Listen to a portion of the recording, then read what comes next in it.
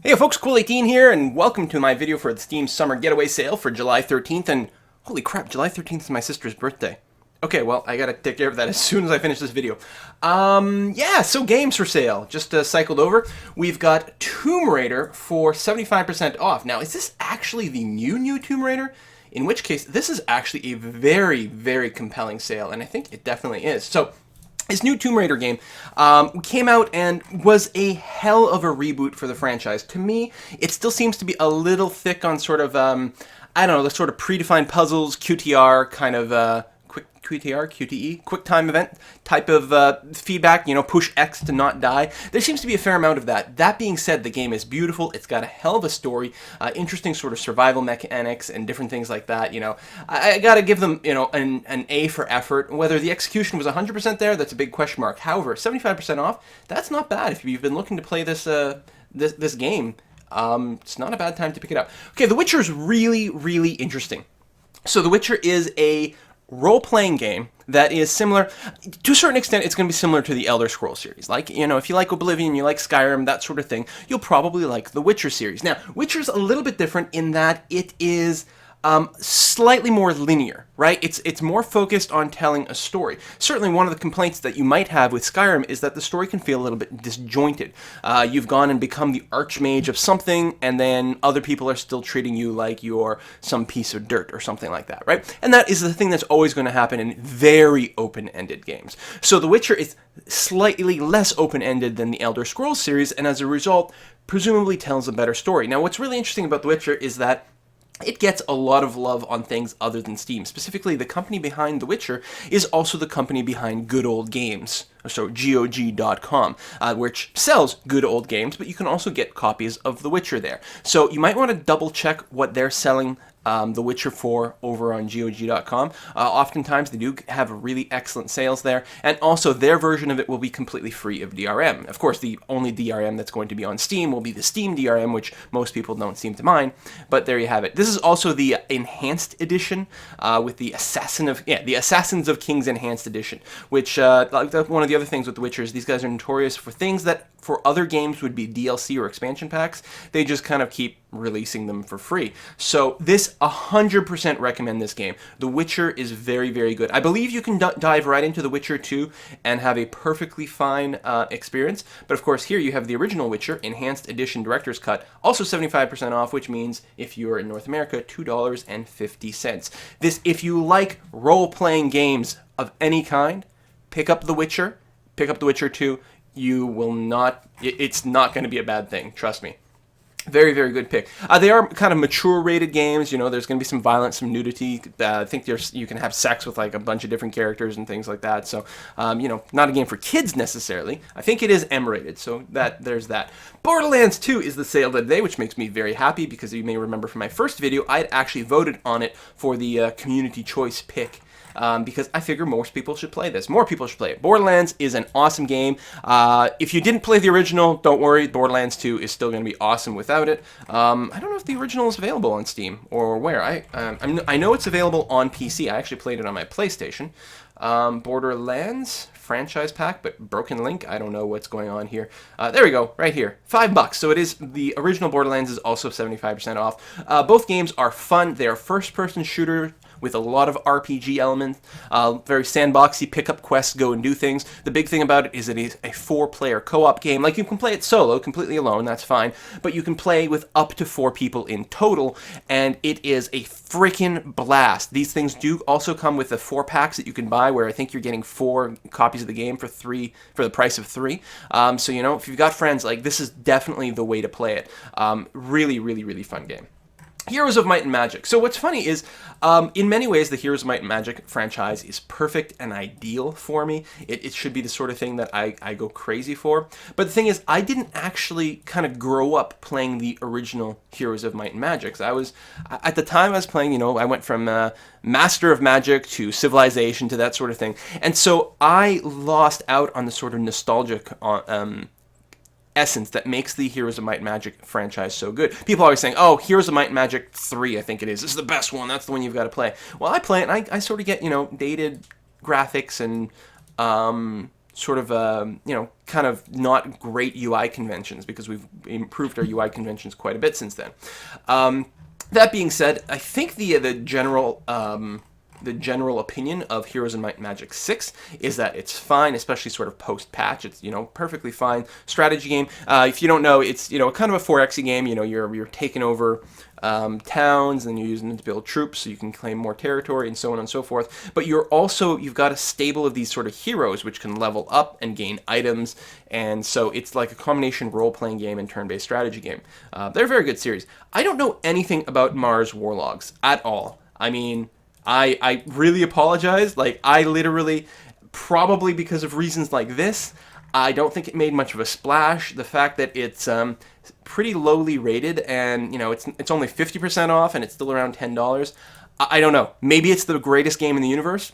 Maybe it's just a tribute. God, how many times am I going to make that joke this week? But yeah, check the comments down below. Some people might recommend it or might tell you to stay away. I'm betting this is not a winner, as well as Sniper Elite Nazi Zombie Army. Yeah, I don't think it's particularly, high priority for you to pick this thing up. So, okay, this keeps reshuffling. Resident Evil, of course, the Resident Evil series is fairly well known, especially has hardcore roots on the consoles. They are a third-person shooter, zombie puzzle, story-driven game. There's inventory, so some RPG elements that are involved there, but they're not really my sort of thing, so I'm not going to recommend it. It's not to say that it's bad, but I'm not going to personally recommend it. Now, Star Drive is a really interesting pick. I do have a Let's Try of Star Drive, and you'll find a link down below in the description box to check out. And actually, Iceberg Interactive, I've been pretty happy with them. That's the publisher, that's not the developer. This was actually like one guy, I think he was like a lawyer or something, and he quit his job to be able to make this. Now, it was pretty poorly reviewed, that you can see here, but of course, as people always tell me when I mention Metascore, Metascore is not everything. And that's definitely true, because, there's all kinds of mitigating factors. Now, when this came out, there were some balance issues, performance issues, different things like that. In my review, it wasn't a review, it was a bit of a preview, and I did it, it was pre-release at the time, so there were still a lot of kind of question marks about this game, but it has gotten a lot of attention and a lot of love. And if you like 4X games, if you like Master of Orion, for example, this is a space colonization type of game with the ability to really design your ships quite well. The AI races have excellent personality about them. It's definitely worth checking out if you're in that sort of game. I may maybe get a chance to do a Let's Play of this at some point, probably not, so I apologize that I can't give you a more in-depth thing. Frankly, I think it's a good effort, and I think that a lot of people will enjoy it. Whether it's the sort of thing you play for 200 hours, I don't know. But if you put in a couple of sessions, you might have a great, great time. So, there you go. Sort of an iffy sort of recommendation for that. If you're a viewer of my channel, the games you want to look at are Heroes of Might and Magic, Star Drive, and The Witcher. There's also Age of Empires, number 2 here, HD edition, which is on here. Of course, Age of Empires is a real-time strategy game set in the sort of medieval-ish era. Well, it kind of, it covers multiple eras. I always think of it primarily in, the age of knights and trebuchets, but I think it expands a little bit beyond that. Yeah, 18 civilizations spanning over 1,000 of years. I'm trying to remember the specific one here. I'm getting a little confused with the different Age of Empires in my head. But it is a real-time strategy game. A lot of people love this series quite a bit. Personally, I was always more of a fan of the Warcrafts and Starcrafts, but there's certainly nothing wrong with this game. And it's, cheap enough. Now, I feel like I'm going to miss the last one I want to talk about, which is not a game. This is RPG Maker VX Ace. I don't, like VX, if it was XV, it would be 15, but VX? I don't know. This is not a game. This allows you to make your own game, specifically very JRPG style games. By default, the easiest thing to do is probably something like a Final Fantasy, or I'm trying to think of another example off the top of my head, but I don't have one. So you can make your own versions this way. They come with a lot of graphics, the ability to make your own maps using their existing tile sets, make your characters, your monsters using their existing items, and some basic scripting built in. But then you can go well beyond that and incorporate more of your own content, including your ability to sort of script and manipulate the events to a greater extent. I mean, you can't take this game and this game maker engine and make a first-person shooter out of it. That's just not going to happen. But there is a fair amount of flexibility in how the different scenes get displayed And it's pretty cool. If you are a creative sort of type of person, but you really do not have the programming expertise, especially if you're young and you're just sort of starting off, this is a great way to go about it. It's more expensive than some of the games on sale, but for a tool of this type, this is not a terrible purchase, and it's very intriguing. Now, this is RPG Maker. I believe there's also a Game Maker. I think it's on Steam. Yeah, there we go. Ubuntu. I don't know. Let's look at the Studio Standard. Now, this is not on sale, but I want to let you know that there are other game-making tools on Steam now, and this is for doing things like basic 2D games. I think you could do. You could do probably platformers, you can do various 2D action games, and that sort of thing. Of course, if you're really into it and you're not afraid of getting some more programming, you can look into Unity 3D, which is a 3D programming toolset. The basic version is free, and the basic version is awesome, and if you're interested in that sort of thing, make sure to check out my Quill18 Creates channel, where I do tutorials for Unity 3D.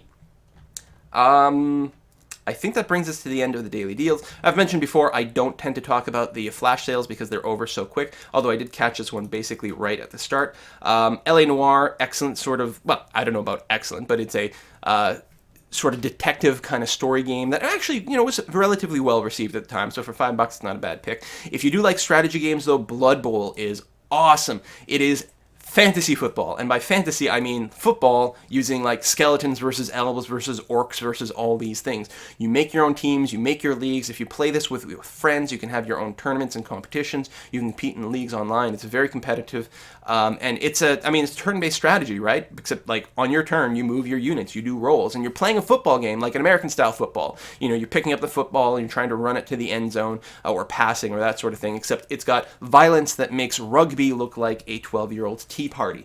A totally viable strategy for winning the game is to simply murder everyone on the opposite team. It's completely viable.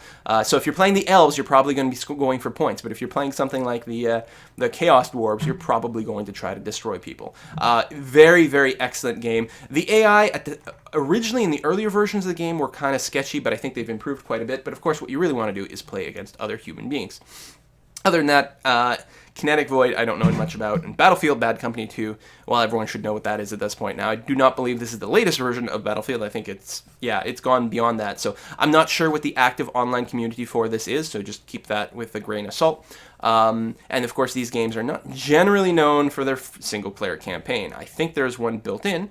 There is, but I believe it's pretty short and not really the reason that you tend to buy these games. You usually buy them for the multiplayer aspect, and since I don't play these games online, I don't know what the community for that game is at this point. The community's choice, I'm going to drop in a vote for, I don't know, God, they're all kind of interesting. Just in case you don't know, Universe Sandbox, it's not going to win, I don't think, but just in case it does, it's not a game. Oh, cool. It's not a game, exactly. It's like literally a universe sandbox where, is it on sale right now? It's actually, listen, normal price is $10. It's already 60% off, which means it's a $4 thing. It's a universe or galactic simulation thing where gravity is all simulated and you can like see what would happen if you were to fling an asteroid at Earth or knock something out of orbit, or it's kind of neat. It's the sort of toy I would have liked to have had in high school or something, you know?